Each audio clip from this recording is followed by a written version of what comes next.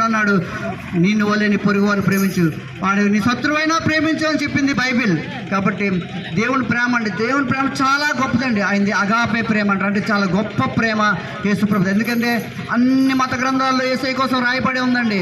అన్ని దేశాల్లో ఉన్న మత గ్రంథాలలో కూడా యేసయ్య మాట రాయబడింది. ఎవరైతే పాపుల కొరకు పరిశుద్ధులు వచ్చి లోకానికి వచ్చి చనిపోయి తిరిగి లెగిస్తాడు వాళ్ళే దేవుడని అన్ని మత గ్రంథాల్లో రాయబడి ఉంది.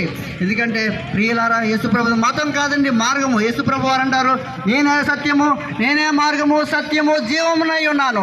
నా ద్వారా తప్ప ఎవడునో తండ్రి యొద్దకు రాడు, పరలోక రాజ్యం చేరడు అని చెప్తాడు. ఎందుకంటే యేసుప్రభుని ఎవరైతే నిజ రక్షకుడుగా అంగీకరిస్తారో, తండ్రి నేను పాపిని, నన్ను క్షమించు, ఉదయం నుంచి సాయంత్రం వరకు అనేకమైన పాపములు చేస్తున్నాను, నా చూపుల ద్వారా పాపం చేస్తున్నాను, నా క్రియ ద్వారా, నా మాట ద్వారా, నా పడక ద్వారా అనేక విధాలుగా నేను పాపం చేస్తున్నాను తండ్రి. ఎవరిని నేను ప్రేమించలేకపోతున్నాను, నేను పాపం చేస్తున్నాను, క్షమించే దేవుడు అండి. ఎందుకంటే యేసు ప్రభు వారి గొప్ప దేవుడు అండి. ఇది ఒక క్రైస్తవం అన్నది ఫస్ట్ ఆఫ్ ఆల్ మతము కాదండి.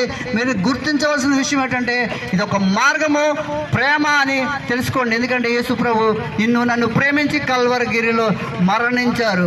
ఆయన మరలా 3వ దినం లేచి నేను మాత్రమే మీకు నిత్య జీవం ఇవ్వగలను కానీ ఇంకా ఎవరు ఇవ్వలేదని చెప్పిన ఏకైక దేవుడు నా యేసు ప్రభు వారండి. ఎందుకంటే ఆయనలో జీవం ఉంది కాబట్టి మనం మరణించను, మరలా మనం లేపుతాను, నేను సజీవులుగా మిమ్మల్ని నేను ఉంచుతాను, యుగ యుగములు మనం కలిసి మనం జీవిస్తామని ఆయన చెప్తున్నారండి. ఎందుకంటే ఆయన మరలా 2వ రాకల్లో రాబోతున్నారండి. ఆయన ఒక్కరే చెప్పారు, నేను మరలా రాబోతున్నాను, నేను వచ్చి వెళ్ళిపోయి నన్ను దేవుడు నన్ను పూజించండి అని చెప్పలేదు కానీ ఆయన నేను తీసుకొని వెళ్తానని నా దేవత దేవుడు యేసు ప్రభు చెప్పారండి. ఎందుకంటే యేసయ్య మాట అంటే మార్గం అండి.